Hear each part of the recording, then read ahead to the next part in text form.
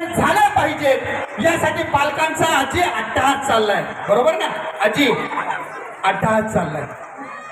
परंतु तुम्ही सारे मंडळी, मग शालेय व्यवस्थापन समितीचे अध्यक्ष असतील, सदस्य असतील, सर तुम्ही सारी मंडळी या आमच्या साऱ्या शिक्षकांच्या मागे ठामपणे उभे आहेत. म्हणून त्या ठिकाणी जिल्हा परिषदेच्या शाळा या ठिकाणी टिकलेल्या आहेत. आणि या निमित्तानं मी शिक्षक संघटनेचा अध्यक्ष म्हणून या ठिकाणी आवाहन करणार आहे की मित्रांनो, आपली संस्कृती जपायची असेल, आपल्या विद्यार्थ्यांना संस्कार शिकवायचे असेल तर फक्त आणि फक्त जिल्हा परिषद शाळा आणि हेच शिक्षक शिकू शकतात, हे आम्ही ठामपणे आणि विश्वासाने सांगू शकतो.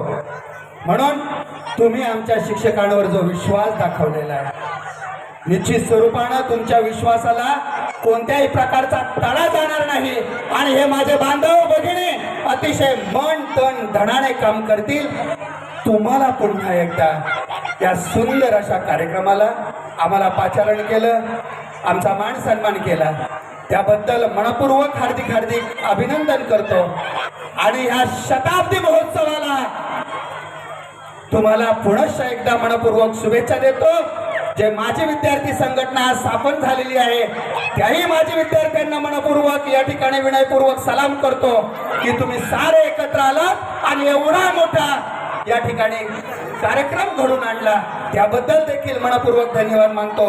बोलण्यासारखं खूप आहे, आम्ही तालुकाभर फिरतो, परंतु आजचं गॅदरिंग, आजचं वार्षिक स्नेह संमेलन हे आमच्यासाठी मोलाची पर्वणी आहे असं या ठिकाणी सांगतो.